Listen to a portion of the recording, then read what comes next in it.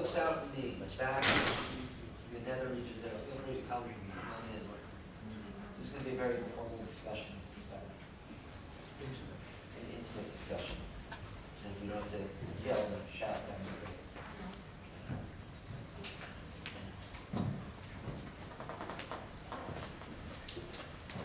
So this panel is spectrum policy hacking, and although this is an area I know quite a bit about due to my throat, I'm hoping to speak incredibly little.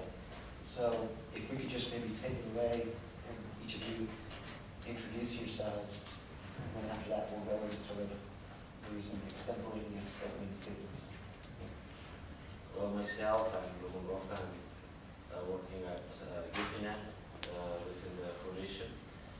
And well, yesterday, maybe some of you were already here, so we don't have to wait to say regarding it. And regarding policy hacking and all of this stuff, I was very much involved, more than in the spectrum part, and having to interact with the regulator and, you know, for let's say also policy for deploying networks, including fiber and so on. So I hope to be helpful in sharing our experience regarding to that, regarding to in a kind of agreement related to the European Union, because I think very much the experience should be the same in any country member of the European community. Can we keep the lights up? Yeah. Is that okay? You know.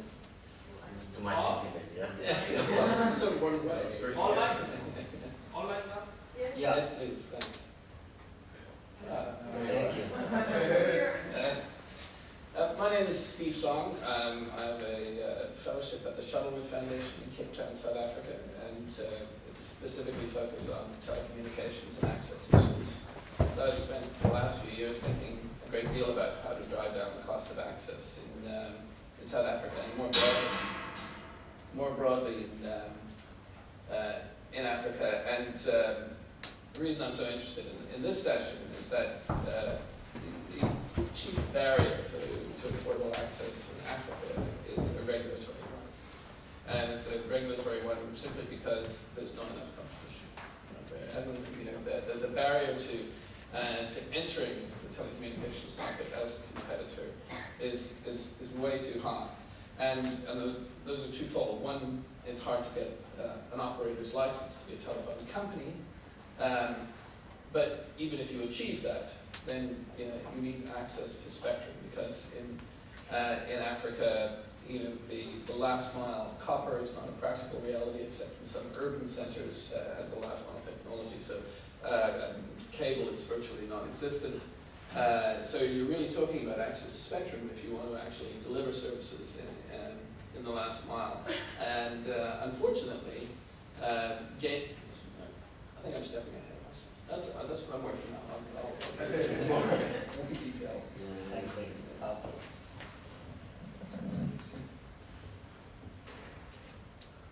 I'm Bob Horvitz. I live in Prague and have lived in Prague for almost 20 years now. I've been involved in spectrum policy reform issues since the 1970s, which probably is longer than most of you have been born or been alive, except for Malcolm, thank goodness, another white-haired guy is here. It really interests me that spectrum issues have a prominent role in community wireless. In fact, the two have been intertwined for as long as there have been community networks. I wanted to talk at some point during this meeting about the origins of community wireless in the 1970s, because probably very few people are actually old enough to remember how it started.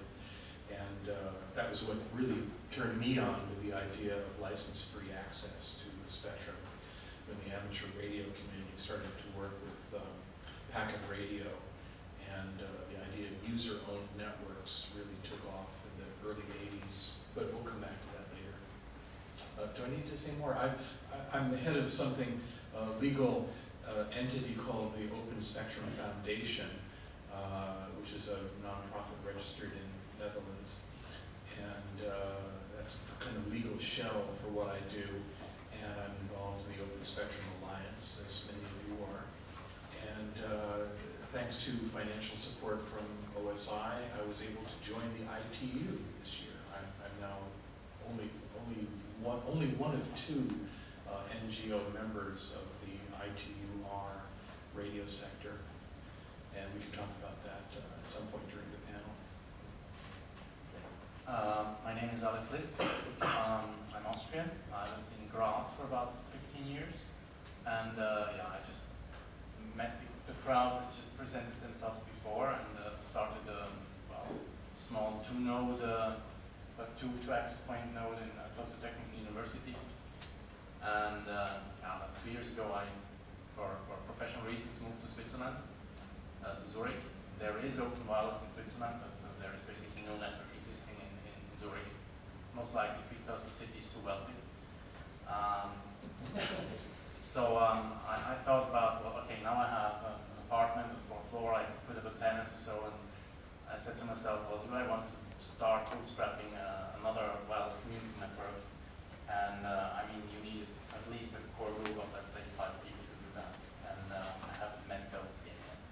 So it was about a year and a half ago when I talked to Aaron and said, come on, Aaron, let's do something on a meta level. Let's do some policy. Let's do some spectrum policy. Aaron said, are you crazy? That's so much work. And, well, then we decided, well, if we just build a network, an umbrella organization for community networks, people interested in spectrum policy, and maybe be somebody speakers for those community networks, we could actually try to influence policy.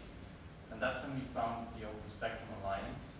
And through Aaron's and Sascha's contact, we found Bob, we found Vic, we found all the community wireless networks. And that's how it started with the Open Spectrum Alliance. And yeah, maybe during this summit we can also talk about what we were able to achieve as volunteers, and also what we could achieve in the future. So in case you're representing a community network, and mostly Europe-based at the moment, and you want to join us, you're most welcome. Thanks. So, you know, in my thinking, that those of us that are involved in the policy side of a lot of community wireless networks, we're sort of a strange duck. We're like the ugly stepchildren of the community wireless networking movement. And yet I think policy is most certainly what's made community wireless networking possible. And so to get things started, actually, I think it would be lovely to hear a little bit about the background and history, packet radio, law, and all that other good stuff. Okay. That underpins and is part of kind of the ethos that continues today within this movement. Yeah, talk about that. It's very much an American undertaking. It's hard to know where to begin the history exactly, but when analog digital converters started to be experimented with by the amateur radio community, that's what broke everything open. The first experiments with digital transmission in ham radio were 1978 in Canada, in Montreal. And at that time, it was actually illegal to use digital transmissions on the ham bands. But it caused a great deal of excitement because amateurs are by nature experimenters. This was a whole new field.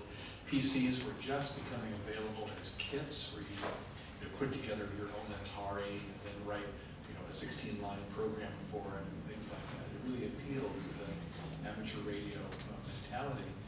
And things really broke open in the early 80s with amateur radio clubs starting to put kits together to help other hams experiment with the technology without learning everything from scratch. But from my memory, the real breakthrough came when the Tucson Amateur Packet Radio Association, TAPR, started to sell their terminal node controller in 1982. That increased the packet radio experimenters community from tens of people to thousands of people in just a matter of months. And then Phil Karn, who's a little bit older than me and now working for Qualcomm, he put out a software package, KA9Q, if anyone remembers that, that basically was a floppy disk of 5¼ inch floppy disk with all the software you needed to turn an old XT, an IBM XT computer, into a full-time email and bulletin board server. And even in the early 80s, almost everybody had an old XT in their closet that they weren't using for anything because the memory was so limited, 16K RAM. But it was enough to run a bulletin board.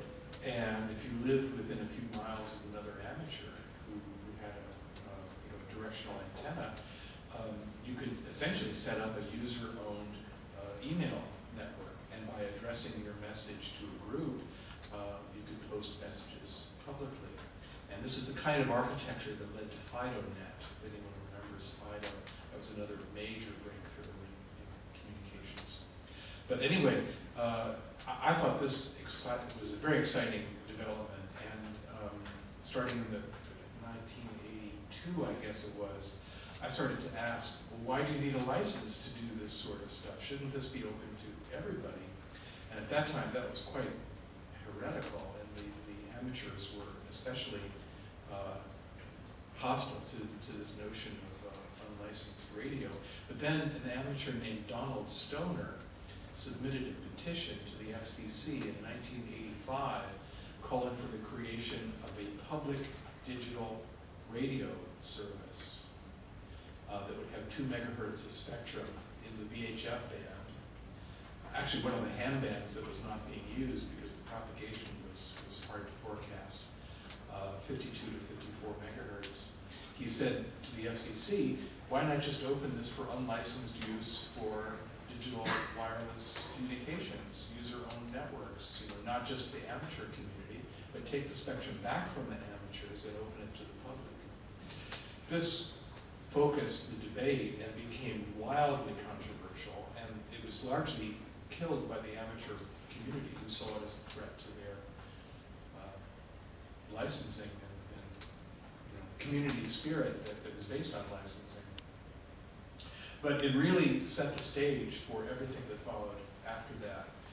Donald Stoner is dead now. It's unfortunate, but his proposal, his original proposal, is still online if you want to read it.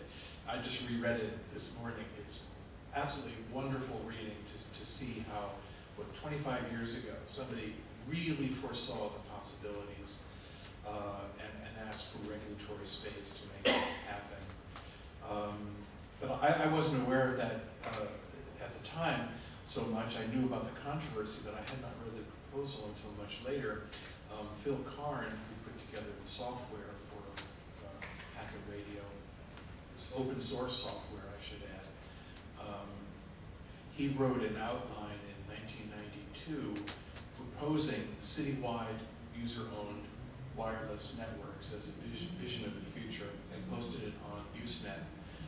And that to me was really the key moment, because it was the first time somebody had actually described the details of a system that obviously seemed to be incredibly useful, even revolutionary for communications on a person-to-person level, which would scale to essentially intercity and international levels. Anyway, those are the origins, and in the mid-90s, groups started to really talk about what it would take to build rooftop-based, user-owned community networks in cities.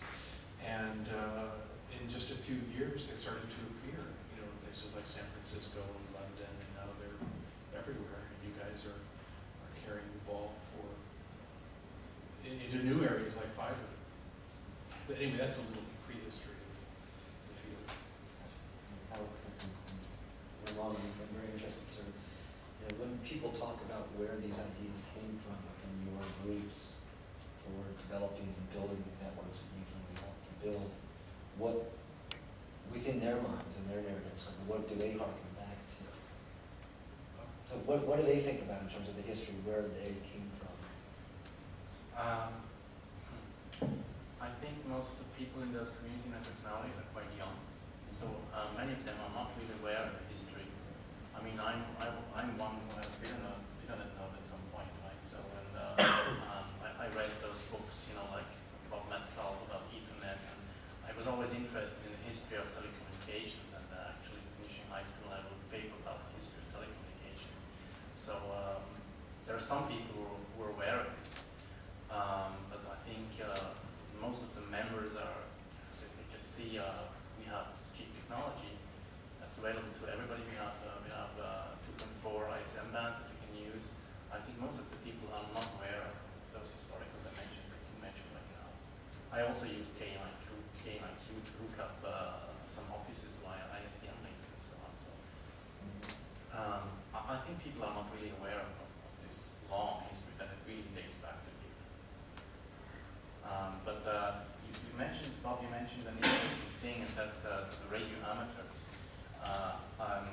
Last year I went to the Ham Radio Fair in Friedrichshafen in Germany, and it's the biggest European fair for amateurs, so where they meet and experiment, and there are also all the vendors, and there's a big flea market where you can get Rode and Schwarz spectrum analyzers that cost the price of a limousine or something like that for 2,000 euros. And I talked to one guy from the German Amateur Radio Association who is basically preparing the whole radio conference as well. And I talked also to the head of the Austrian Amateur Radio Association, Mike Klingel. And those guys are, yeah, they are a radio communication service in IT terms, and they're really stressed out. And I think it's more the functionary elite of the radio amateurs that you don't really like unlicensed that much. If you go down to the lower ranks, to the radio amateurs who are more technical people and not so much the legal and policy people, they have a lot in common with wireless community networks. However, the majority of radio amateurs is, sorry Bob, about your age. So they have a huge problem finding young people or interesting young people for amateur radio. And there is an interesting movement now in several countries, especially also in Austria, that people from the hacker community went and did the amateur radio exam, and funny call signs like OE1 RFC or OE1 DNS and so on. So those young guys are now teaching the old folks how to use the internet, how to use Wi-Fi, how to use free operating systems. And the old hams, they have a lot of knowledge when it comes to antennas, propagation, this kind of stuff. So there's an intergenerational exchange happening right now. And we were talking about the link between Graz and Slovenia, or between Graz and Vienna, and the ham net in Austria. It's not legal to use ham networks to transport any third-party traffic, no matter what. But what you can do is you can share know-how, you can share passion, and definitely you can share locations, which is the most important point for long-distance links. You need a good location where you have power, where you have somebody who is maintaining that thing. So I see a lot of opportunities cooperating between hams and community wireless networks.